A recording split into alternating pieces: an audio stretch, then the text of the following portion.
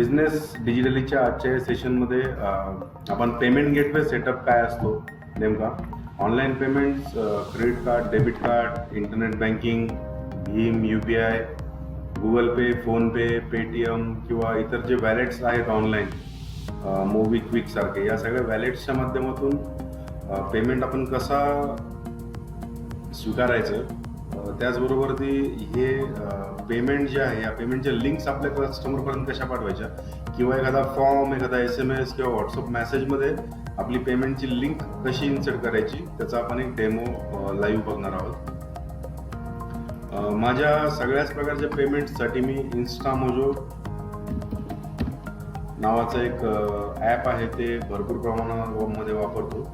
Basically payment gateway ची concept तुम्ही एकदा समजून घ्या. पेमेंट गेटवे म्हणजे दुसरं काहीच नाही आहे, तुमचा कस्टमर आणि तुम्ही या दोघांमध्ये ॲज अ मीडिएटर काम करणाऱ्या टूलला पेमेंट गेटवे म्हणतात. आणि पेमेंट गेटवे ऑब्वियसली तुमच्या साठी एवढी सर्व्हिस देणार, ती फ्री ऑफ कॉस्ट देणार नाही. तर वेगवेगळ्या पेमेंट गेटवेजला 2%, 3%, 5% या टाईपचे गुड्स हँडलिंग चार्ज किंवा कॅश हँडलिंग चार्ज तुम्हाला लागतो. पेमेंट गेटवेमध्ये अनेक कंपन्या आहेत. इन्स्टामोजोला काही मी प्रमोट करतोय अशातला भाग नाही आहे, पण इन्स्टामोजो मी बऱ्याच वर्षांपासून वापरतोय. हॅसल फ्री म्हणजे टेन्शन नसणारी प्रोसेस आहे पेमेंटची. साधारणतः तुम्ही नॉर्मल पेमेंटचा सेटअप जरी ठेवला तरी 3 दिवसानंतर तुमच्या अकाउंटला पैसे जमा होतात. क्लेम करण्याची गरज नाही आहे. ऑनलाईन स्टोअर तुम्हाला ओपन करण्याची मुभा आहे याच्यावरती, आणि वेगवेगळ्या साईट्स सोबत तुम्ही याला इंटिग्रेट करू शकता.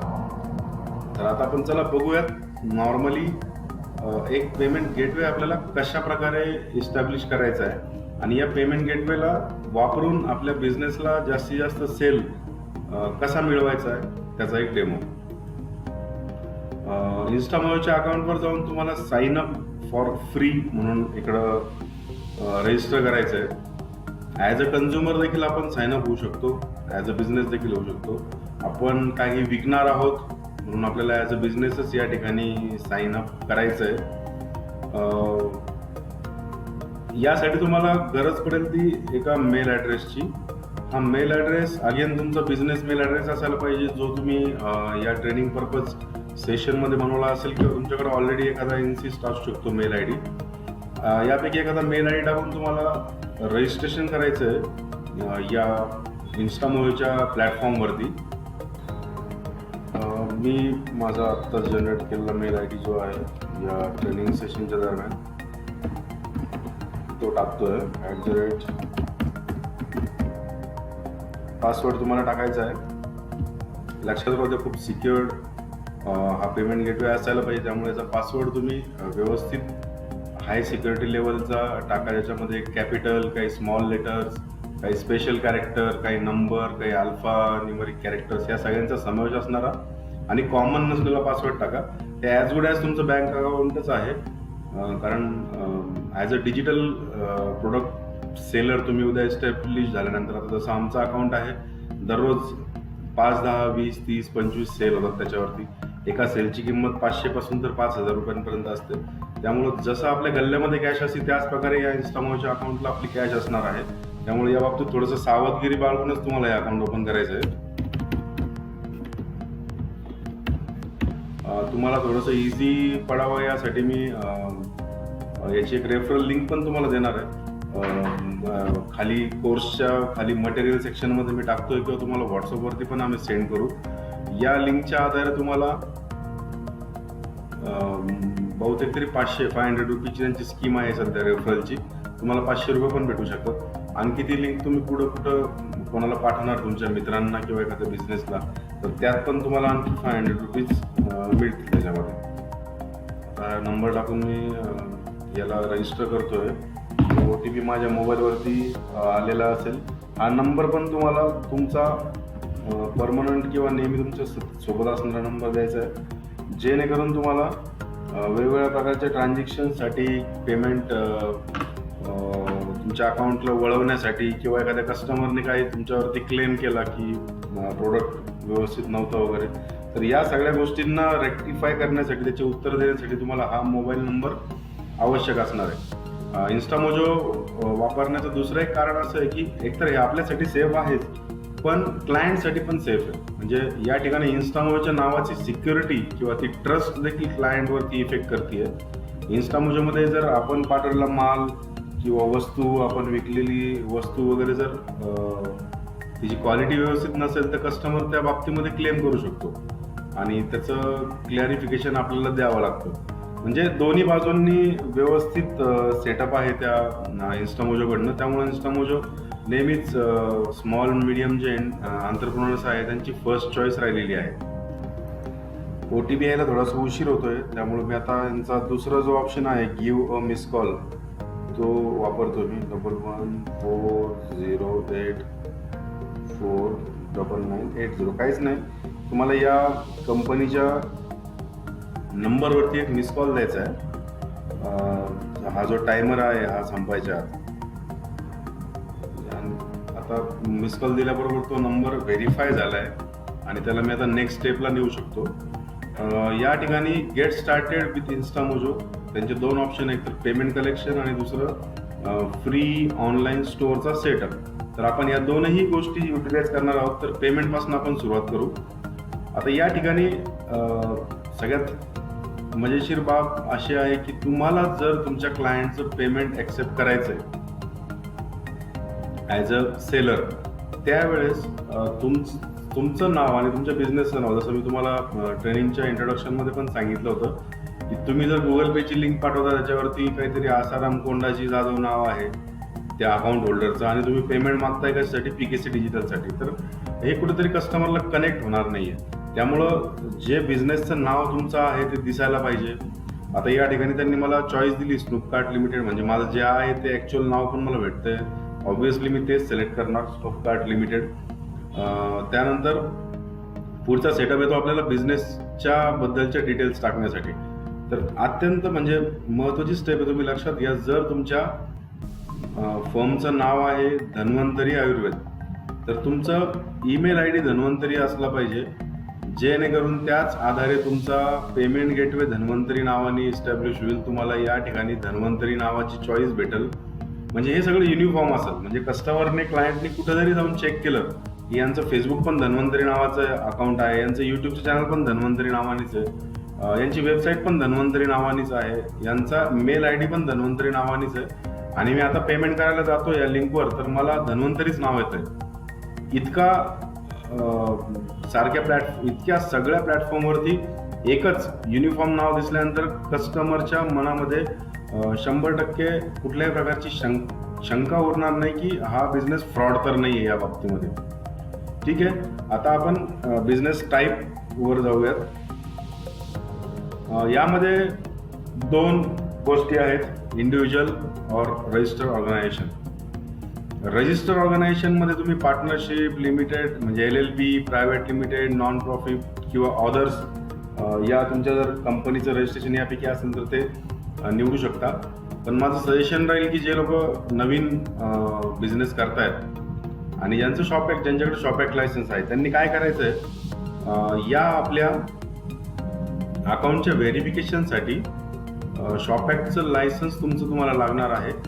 आणि तुमच्या त्या शॉपॅक्टच्या नावाने जरी अकाउंट नसलं तर तुम्ही तुमचं सेव्हिंग अकाउंट देखील या अकाउंटला लिंक करू शकता. म्हणजे इन द सेन्स जर माझी जर प्रायव्हेट लिमिटेड फर्म, पण जर माझं स्नूपकार्ट लिमिटेड हे जर एक स्नूपकार्ट प्रायव्हेट लिमिटेड ही कंपनी जर शॉपॅक्टची एक कंपनी असती आणि मी तिचा प्रोप्रायटर आहे, तर मला स्नूपकार्टच्या अकाउंटची आवश्यकता नाही आहे. या ठिकाणी मी काय करणार, फक्त स्नूपकार्टचं शॉपॅक्ट लावल, त्याच्यावरती ॲज अ प्रोप्रायटर माझं नाव लिहिलेलं आहे आणि या प्रोप्रायटरशिपला मी येस करल. म्हणजे काय होईल की माझं personal account as a proprietor त्या कंपनीचं अकाउंट म्हणून इन्स्टामोजो अप्रूव्ह करेल आणि त्या अकाउंटला मला पेमेंट घेण्यासाठी ते परमिशन्स ज्या त्यांच्या लागतात त्या सगळ्या ग्रँट होतील. ठीक आहे, आता नेक्स्ट बिझनेस डिटेल्सच्या पुढच्या स्लाईडकडे जाऊयात आपण.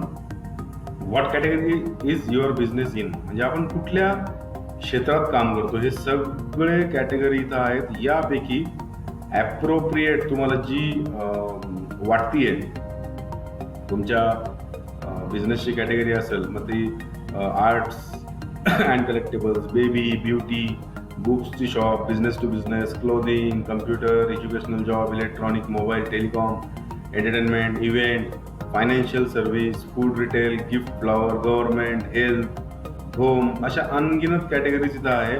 यापैकी तुम्ही कॅटेगरी शोधायची आहे तुमची आणि ती अप्रोप्रिएट कॅटेगरी तुम्हाला सिलेक्ट करायची. या ठिकाणी मी बिझनेस टू बिझनेस करतोय, कारण या ई कॉमर्स जरी ही कंपनी माझी फ्युचर माझ्या प्लॅनिंगमध्ये असली तरी या ई कॉमर्सच्या माध्यमातून 1 to 1 आम्ही बिझनेस करणार नाही.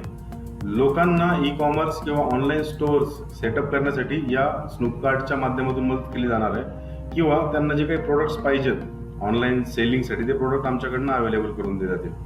आता यामध्ये बिझनेसची सब कॅटेगरी आपण करू शकतो. सब कॅटेगरीमध्ये पण खूप सारे त्यांनी ऑप्शन्स देऊन ठेवलेले आहेत. आता याच्यामध्ये बिझनेस टू बिझनेसमध्ये काय आहे, accounting, advertising, agriculture, engineering, chemical, construction, consulting services हे माझ्यासाठी ठीक आहे, कारण मी त्यांना कन्सल्ट करणार आहे. ठीक आहे. आता तुमच्या बाबतीमध्ये जो काय तुमचा बिझनेसचा प्रकार असेल तो तुम्हाला अगोदर सिलेक्ट करायचा आहे. त्याप्रमाणे तुमची सब कॅटेगरी सिलेक्ट करायची आहे आणि तुमचा ॲन्युअल एक टर्नओव्हर टाकायचा आहे.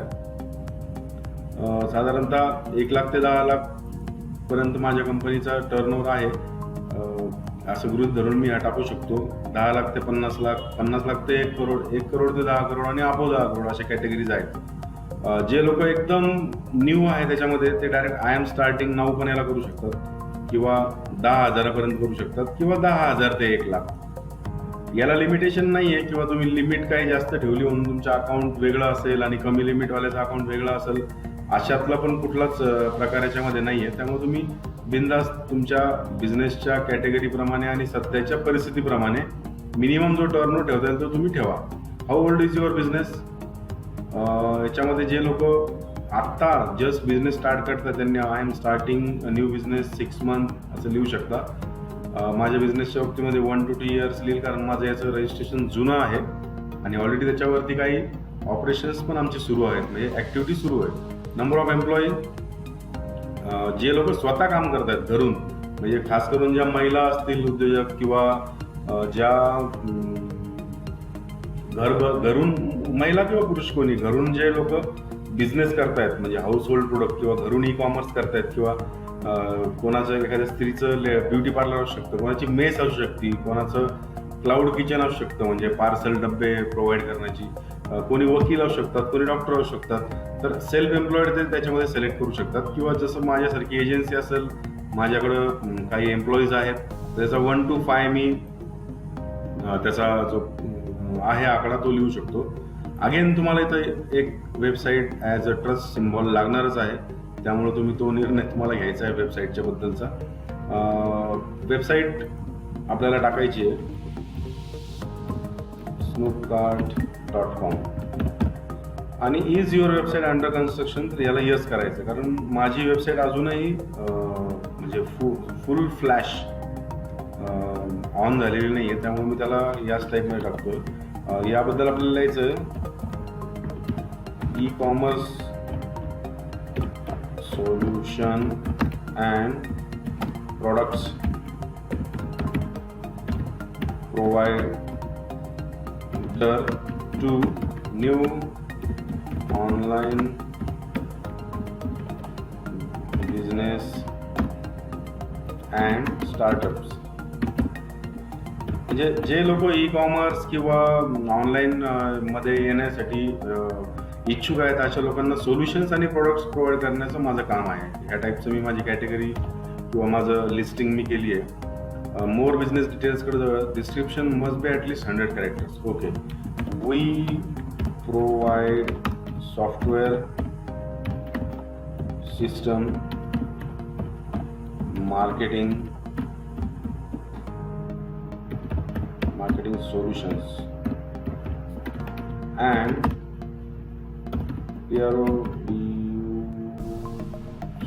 products to our clients. ठीक आहे. स्पेलिंग आपल्याला चेक करून घ्यावं लागणार आहे. सोल्युशन्स प्रोडक्ट्स ओके C झाले. तर मोर बिझनेस डिटेल्सकडे जाऊयात आपण. या ठिकाणी आपल्या बिझनेसचं पॅन नंबर,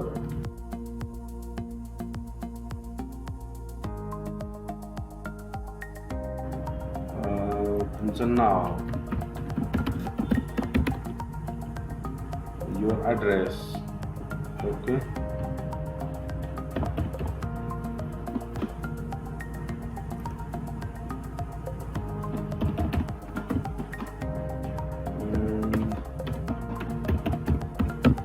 डिटेल ॲड्रेस टाकतो माझा मी. त्यानंतर स्टेट तुम्हाला सिलेक्ट करायचं आहे, राज्यात, नंतर राज्यातल्या कुठल्या भागात तुम्ही राहतात तिथलं तुम्हाला पत्ता पिनकोड टाकायचा आहे. GST कंपल्सरी नाही आहे, पण लवकरच ही कंपल्सरी होणार आहे. त्यामुळे तुम्ही ॲटलिस्ट GST साठी अप्लाय करून, म्हणजे ठीक आहे, GST तुम्हाला फाईल करायची नाही करायची, GST वर सेल दाखवायचा नाही दाखवायचा हा तुमचा वैयक्तिक प्रश्न आहे. तुमच्या टॅक्स कन्सल्टंटला, तुमच्या लॉयरला, तुमच्या लिगल ॲडवायझरला विचारून त्याचा निर्णय तुम्ही घेऊ शकता. पण GST लवकरच कंपल्सरी होणार आहे. GST शिवाय मला वाटतं फेसबुकवरती पण बिझनेस करणं अवघड होईल, इन्स्टामोजो सारख्या पेमेंट गेटवेवर पण अवघड होईल, अमेझॉनवरती पण अवघड होईल. तर ह्या सगळ्या गोष्टींचा विचार करून तुम्ही GSTला, सध्या आपण ऑप्शनल आहे त्यामुळे याला लेफ्ट करतोय. याच्यामध्ये व्हॉट डू यू सेल, त्याच्यामध्ये सर्व्हिस, प्रोडक्ट आणि ऑर्डर्स असे 3 ऑप्शन आहे. तर मी याला सर्व्हिसेस सिलेक्ट करतो, कारण पेमेंट्स जे आमचे आहेत त्या मी one time sign up fees लोकांकडनं घेतो, आणि बाकीच्या गोष्टींसाठी ज्या मोठ्या अमाऊंट्स आहेत, कारण ऑब्व्हियसली याच्यामध्ये 3% तर 4-5 टक्क्यांपर्यंत तुमचं commission as a brokerage Instamojo ठेवून घेणार आहे. त्यामुळं ज्या गोष्टी तुम्हाला ऑनलाईन सेल करायच्या आहेत त्या गोष्टींसाठी ठीक आहे, म्हणजे टोकन अमाऊंटसाठी ह्या वापरणं. पण मी जर कुठल्या व्यक्तीला 1 लाख रुपयाचा माल प्रोव्हाइड केला, 10 लाखाचा सॉरी, त्याच्यामध्ये माझी मार्जिनच 10% आहे, म्हणजे 1 लाख रुपये, आणि त्यापैकी 5% म्हणजे 50,000 रुपये एका पेमेंट गेटवे साईटला द्यायचं, ते देखील संयुक्तिक नाही आहे. त्यामुळे मी माझं रजिस्ट्रेशन ॲज अ सर्व्हिसेस करतो इकडं. म्हणजे काय होईल, किंवा प्रोडक्ट जरी केलं तरी मी पुढे त्याला डिजिटल प्रोडक्ट्समध्ये हे करू.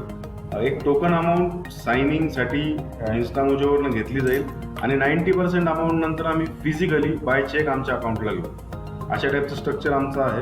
तर तुम्ही देखील तुमच्या बिझनेसच्या बाबतीमध्ये त्या अनुषंगाने स्ट्रक्चर ठेवू शकता. ठीक आहे.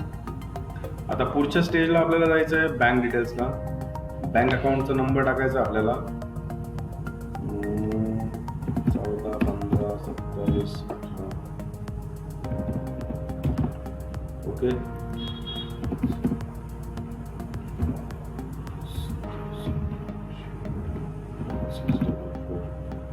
बँकेचा आहे PSC कोड SB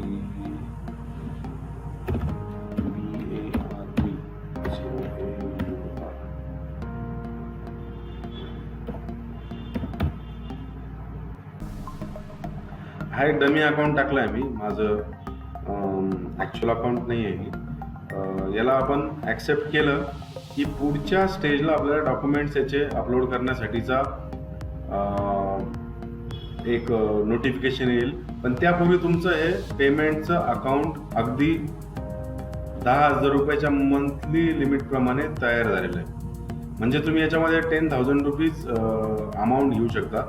आता यात आणखी पुढे त्यांनी देऊन ठरलं की your customers will pay the आता इकडे एक ऑप्शन आहे जे तुम्हाला पण बऱ्याच लोकांना पेमेंट करताना अडचण होती की तुम्ही 577 त्याची किंमत ठेवली कोर्सची आणि मला 614 रुपये पे करायला लागतात. तर जो कन्व्हिनियन्स पार्ट होता हा मी कस्टमरकडे ठेवला, कारण ऑलरेडी इतका फुल पॅक्ड प्रोग्राम आणि इतक्या चांगल्या प्रकारे शूट केलेला, चांगल्या क्वालिटीचा, इतक्या मोठ्या प्लॅटफॉर्मवरती द्यायचा आहे, आणि तो पण 577 रुपयामध्ये द्यायचा आहे. तर कुठंतरी कमर्शियली आम्हाला म्हणजे हे 3%ही जर त्यात आम्हाला लागत असतील तर थोडंसं अवघड त्यामध्ये चाललं होतं. तर 3% तुम्हाला लागणार आहे जर तुमचं फिजिकल गुड्स आहेत, आणि 5% तुम्हाला लागणार आहे. 5% डिजिटल गुड्सच्या बाबतीत जर मी ट्रेनिंग सेल करतो तर मला 5% लागणार आहे. तर त्यामुळे आम्ही काय केलं आहे की 5 इन्स्टामोजो फ्री टू कस्टमर्स भरतील ते. मग नंतर पुढं काय आहे आणखी, you can change it later in settings. आपल्याला आपल्या प्रोडक्टप्रमाणे, आपल्या सर्व्हिसप्रमाणे आपण याला चेंज करू शकतो. डेबिट कार्ड, नेट बँकिंग, भीम, UPI, वॅलेट, EMI या सगळ्या गोष्टी याच्यामध्ये आपल्या पेमेंटसाठी कस्टमर वापरू शकतो. आणि एवढं झाल्यानंतर गो टू डॅशबोर्ड आपण केलं की आपला इन्स्टामोजोचा सेटअप हा ऑलमोस्ट रेडी झाला आहे. यानंतरचं तुमचं काम काय आहे, फक्त सबमिट KYC नावाच्या ऑप्शनला क्लिक करून सबमिट KYC इकडनं तुम्हाला तुमचे डॉक्युमेंट्स टाकायचे आहेत. डॉक्युमेंट्समध्ये पण काय काय तुम्हाला सांगून ठेवतो, पॅन कार्ड आणि बँक स्टेटमेंट. बँक स्टेटमेंट त्यांना असं पाहिजे की ज्याच्यावरती तुमचा नेम आणि ॲड्रेस, जर मी माझं नाव टाकलं कृष्णा भानुसे आणि मी माझा ॲड्रेस टाकतोय ठाकरनगर सिडको N2 चा, तर सेम ॲड्रेस त्या स्टेटमेंटवरती दिसायला पाहिजे. पॅन कार्ड परत मी जे नाव टाकलं माझं कृष्णा भानुसे तेच नाव पॅन कार्डवरती असायला पाहिजे. जो मी नंबर टाकतोय तो मॅच झालेला पाहिजे. याला नेक्स्ट केलं तुम्ही की बस अपलोड डॉक्युमेंट्सचा इकडे टॅब येतो. यामध्ये तुम्ही प्रोडक्ट्स आपण याच्यामध्ये टाकायला म्हणजे सांगतात ते आपल्याला की काय काय असायला पाहिजे. तर ही स्टेप आपण स्किप करू सध्या आणि बॅक घेऊ, कारण मी तसंही तुम्हाला ट्रेनिंग पर्पज आहे डमी अकाउंट बनवून दाखवलेलं आहे, हे ॲक्च्युअल अकाउंट नाही आहे. त्यामुळं याचे डॉक्युमेंट्स मी काही KYC सबमिट करणार नाही. मात्र तुमच्या केसमध्ये तुम्ही ॲक्च्युअल तुमच्या बिझनेसच्या डिटेल्स, तुमच्या बिझनेसच्या संदर्भातलं जे काही डॉक्युमेंटेशन तुमच्याकडे असेल ते त्याच्या सहित तुम्हाला तुमचं अकाउंटचं रजिस्ट्रेशन करायचं आहे. आता मी याला बॅक घेतो ॲज ऑफ नाऊ. फक्त यात असंच एवढंच विषय राहील की मला 10,000चीच लिमिट भेटणार आहे जोपर्यंत मी KYC माझी कंप्लीट करत नाही. मंथली 10,000. ठीक आहे.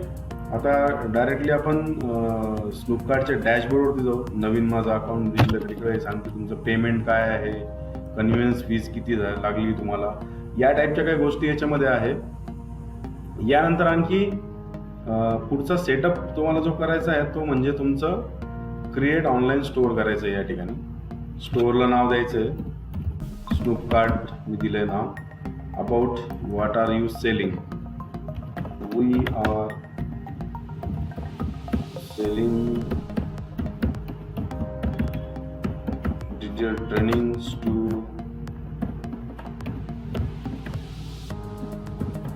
entrepreneurs who are willing to set up their business online. Okay, या टाईपचे प्रोडक्ट्स माझे आहेत. खूप साऱ्या स्पेलिंग मिस्टेक्स झाल्या आहेत. ओके,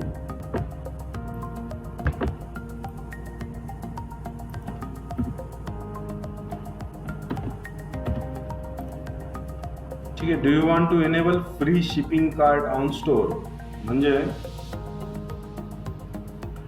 शिपिंग कार्ड म्हणजे digital products can not be added to the card. यात काय आहे, तुम्ही तुमच्या साठी इन्स्टामोजोला ॲज अ कुरिअर पार्टनर तुम्ही अपॉइंट करताय. ही टोटली तुमची चॉईस आहे की तुम्हाला कुरिअरनी पाठवायचं आहे की इन्स्टामोजो सारख्या म्हणजे do you want to ship products with Instamojo, म्हणजे इन्स्टामोजोच्या आधारे तुम्हाला पाठवायचा.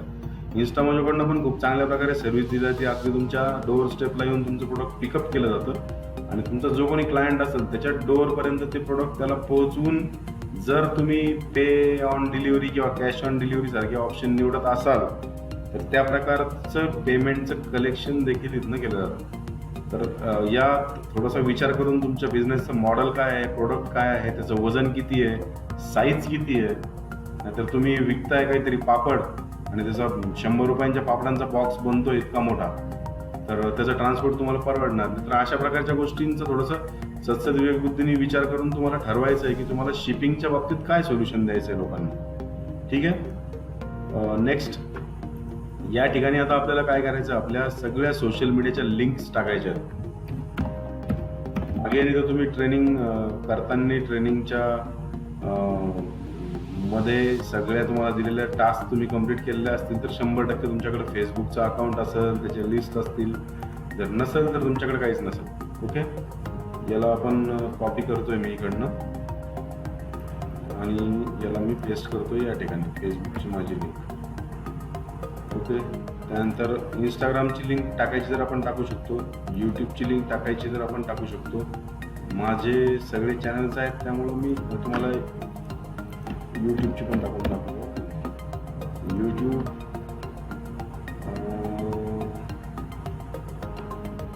केसी डिजिटल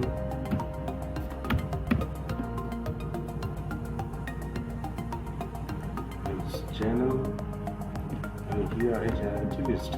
ओके, चॅनलची लिंक, सॉरी. तर ही लिंक मला इकडं पेस्ट करायची आहे आणि आपण स्टोअर क्रिएट करू. आता इंस्टाग्राम लिंक ऑप्शनल आहे, ती मी टाकलेली नाही आहे. पण तुम्ही जास्तीत जास्त टाकायला पाहिजे लिंक्स, जेणेकरून म्हणजे तुमच्या कस्टमर्सला देखील तुमच्या ब्रँडमध्ये थोडंसं लक्षात येईल की अरे हे फेसबुकवरती पण आहेत, इंस्टाग्रामवरती पण आहेत, यूट्यूबवरती पण आहे. तर या ठिकाणी आपण याचा बिझनेसचा तुमचा अगेन लोगो तुम्हाला अपलोड करायचा आहे. लोगो माझा रेडी असेल, कारण मी ट्रेनिंगमध्ये स्नूपकार्टचा लोगो तुम्हाला दाखवण्यासाठी रेडी केला होता एक. ओके, स्नूपकार्ट. त्यानंतर कव्हर इमेज आपल्याला टाकायची आहे. कव्हर इमेज म्हणजे वरती जशी फेसबुकला आडवी इमेज दिसते त्या टाईपची कव्हर इमेज. एक इमेज माझी असेल. मी शक्यतो माझी पर्सनल आयडेंटिटी पण बऱ्याच ठिकाणी वापरतो ॲज अ ब्रँड, त्यामुळे मी तीच टाकतोय आता. जेणेकरून उद्या तुमच्या चेहऱ्याला बघून, चेहऱ्याला ओळखून देखील लोकांनी हे करायला पाहिजे, तुम्हाला आयडेंटिफाय. आता इकडं परत अगेन तुमचा मेल आय डी टाकायचा आहे, gmail.com. नंतर तुमची वेबसाईट टाकायची आहे smwkr.com. ओके, याला सेव्ह करायचं आहे. याला सेव्ह केलं की तुमचं स्टोअर अपडेट झालंय असं समजायला हरकत नाही. आता या ठिकाणी तुमचा थोड्या वेळामध्ये इकडं तुमचा कव्हर फोटो, लोगो तर लगेच यायला पाहिजे. ठीक आहे, एक मिनिट. लोगो आणि वगैरे आपण लोगोची स्टेप एकदा परत हे करूया आपण. बहुतेक तर ते सेव्ह झालं नाही माझ्याकडनं. लोगो आपण टाकला आहे, याला सेव्ह केलं आहे. ओके ओके ओके, प्रत्येक स्टेपला सेव्ह करायला पाहिजे, ते मी विसरलो.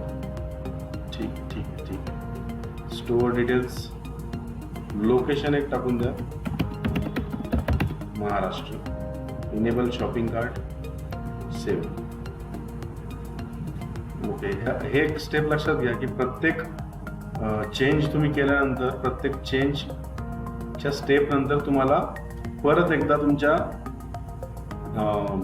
त्या सेव्हच्या टॅबला प्रेस करायचं आहे, जेणेकरून इन्स्टंट आत्ता तुम्ही केलेला सगळ्यात मागचा जो लेटेस्ट चेंज असेल तो त्या ठिकाणी अपडेट होऊन जाईल. ओके, याला देखील मी अपडेट करतोय. ओके, त्यानंतर कॉन्टॅक्ट डिटेल्समध्ये तुमचा मेल आय डी वगैरे तुम्हाला हे करायचं आहे अपडेट. सोशल मीडिया लिंक्समध्ये सोशल मीडिया लिंक्स मी अपडेट केलेल्या आहेत.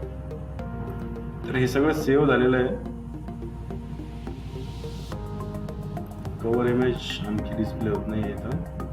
ठीक आहे, cover image cover image cover image cover image तर मी टाकली आहे, सेव्ह का होत नाही.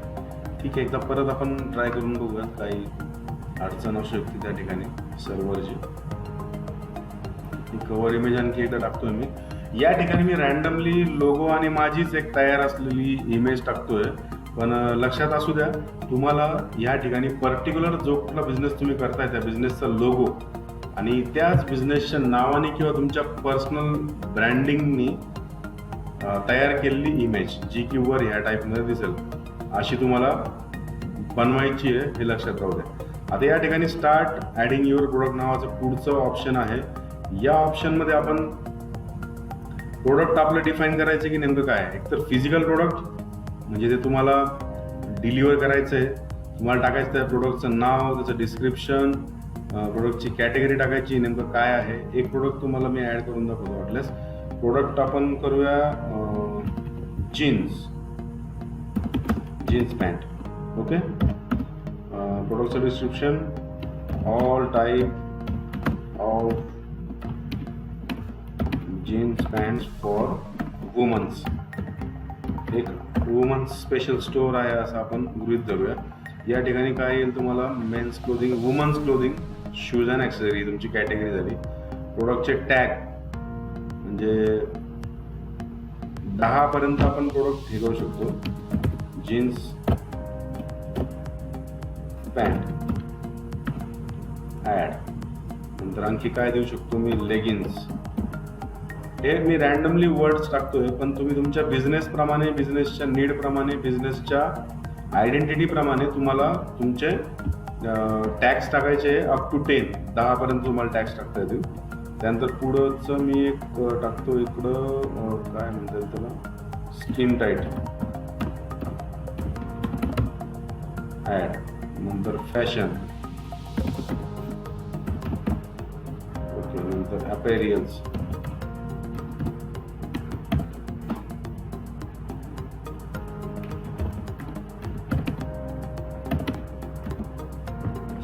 चेक. त्यानंतर टॉप, टी शर्ट. म्हणजे तुमच्या प्रोडक्टला डिफाईन करणारे त्या संदर्भातले तुम्ही इकडं बरेचसे हे टाकायचे आहेत. नंतर क्लिक टू सिलेक्ट मध्ये मी काय करतोय, जीन्स पॅन्टचं फोटो माझ्याकडे असणं नाही आहे शक्य. मी एक जस्ट रॅन्डम एक फोटो टाकतोय मी कुठला तरी. तुम्हाला मात्र तुमच्या प्रोडक्टचा एक्झॅक्ट फोटो इकडे टाकायचा आहे. ठीक आहे, तुम्ही 5 फोटो टाकू शकता आणि हेच फोटो कस्टमरला व्हिजिबल असणार आहे. याची फीस 1999 मी टाकली आहे.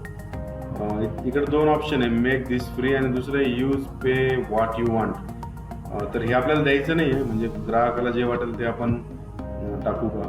तर फिजिकल असल्यामुळे इकडे शिपिंग 15 डेज मी टाकतोय. नंतर product reselling, let anyone opt in, म्हणजे तुमचं प्रोडक्ट घेऊन तुमच्याकडून रिसेल करायचं पण आपण ऑप्शन देतोय. आणि या ऑप्शनमध्ये कमिशन त्यांना देतो आपण 30%. सपोज 100 रुपयाची जीन्स पॅन्ट आहे ती तुम्हाला 60 रुपयाला भेटती, तर तुम्ही 10 रुपये कमिशन ठेवून 30 रुपये एखाद्या व्यक्तीला देऊ शकता. ठीक आहे, तर हा आपला स्टोअरचा नॉमिनल सेटअप आहे. याला मी एकदा ॲड प्रोडक्ट करतो, ॲटलिस्ट 50 कॅरेक्टर्स.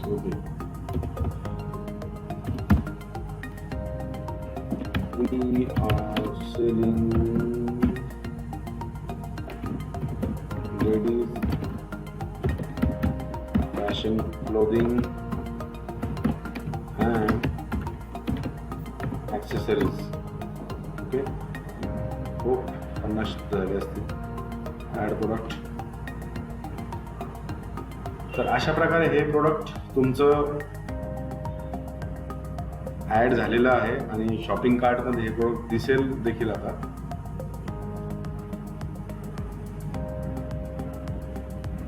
ठीक आहे, आता डॅशबोर्डवरती जाऊन बघूयात आपण.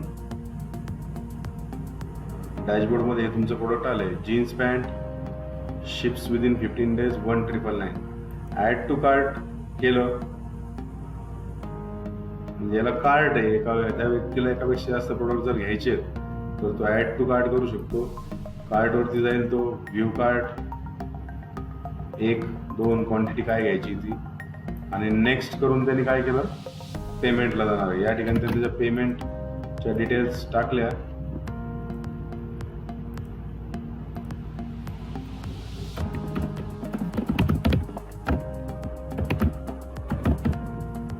आणि याला नेक्स्ट केलं, याला नेक्स्ट केलं की तो पेमेंट गेटवेवर जातो. या ठिकाणी शिपिंगचा ॲड्रेस टाकायचा, त्या व्यक्तीला पोस्टल ॲड्रेस टाकायचा आहे. नेक्स्ट केलं की तो पेमेंटवरती येईल. आता तो भीम, UPI, फोनपे, गुगल पे, पेटीएम किंवा अदर UPI मध्ये आणखी UPI आहेत तिथं, यांच्या थ्रू पेमेंट करू शकतो. Credit card, debit card, net banking, wallet, pay later, इतके ऑप्शन्स तो वापरू शकतो. तर हा होता मित्रांनो तुमच्या ऑनलाईन प्रोडक्टच्या ऑनबोर्डिंगचा प्रवास आणि डिजिटली तुमचे पेमेंट्स ॲक्सेप्ट करण्याचा प्रवास. आता या ठिकाणी जर तुमचं फोनवरती एखाद्या व्यक्तीसोबत कम्युनिकेशन चाललंय आणि तो म्हणतोय की मला पेमेंटची लिंक पाठवा, त्यावेळेस तुम्ही फक्त काय करायचं, तुमच्या प्रोडक्टच्या शेअर बटनावर जायचं आहे, लिंकला कॉपी करायचं आहे आणि ही लिंक तुम्ही कुठल्याही माध्यमातून जिथं कुठं तुम्ही ह्या लिंकला टाकाल, म्हणजे तुम्हाला दाखवतो मी की याला कॉपी पेस्ट केलंय मी आणि याला एंटर मारलं, तर ही लिंक डायरेक्ट तुमच्या पेमेंटच्या किंवा तुमच्या परचेसिंगच्या स्टोअरला रिडायरेक्ट करते. ओके, सगळ्यांना लक्षात आलं असेल अशी अपेक्षा करतो. तुमच्या पेमेंट गेटवेच्या या ऑप्शनमध्ये जाऊन तुम्ही या इन्स्टामोच्या डॅशबोर्डला जाऊन तुमचा पेमेंट गेटवे सेट करा आणि मला त्याची एक डमी पेमेंट लिंक पाठवा. ठीक आहे, ॲज अ टास्क म्हणून घ्या, ॲज अ बिझनेस म्हणून घ्या, पण नक्की करा, कारण तुमचा बिझनेस ऑनलाईन ऑनबोर्ड करण्याच्या प्रवासामध्ये ऑनलाईन पेमेंट ॲक्सेप्ट करणं हा खूप खूप खूप महत्त्वाचा पार्ट आहे जो आपण आज बघितला आहे. पुढचा याच्यामध्ये आणखी काही ॲडव्हान्स सेटिंग्स आहेत त्या मी तुम्हाला आत्ता डिस्क्लोज किंवा डिस्क्राईब नाही करणार, पण हा पेमेंटची लिंक जर तुम्हाला वेबसाईटवर टाकायची असेल तर तुम्हाला इकडनं API प्लगिन्स आहे, या ठिकाणावरनं तुम्हाला काही कोड भेटतात. हे कोड तुम्हाला तुमच्या वेबसाईट डेव्हलपरला द्यायचे आहेत. डेव्हलपर ते कोड तुमच्या वेबसाईटवर पेस्ट करतो जेणेकरून वेबसाईटवरती पण एक बटन असतं, ज्या बटनाला प्रेस केल्यानंतर डायरेक्टली पेमेंटसाठी या तुमच्या इन्स्टामाच्या गेटवरती कस्टमरला रिडायरेक्ट केलं जातं. तर आजच्या ट्रेनिंगमध्ये इतकंच. परत एकदा आपण भेटूयात आणखी एका नवीन मॉड्यूल सहित बिझनेस डिजिटलच्या या प्रवासात. तोपर्यंत गुड बाय.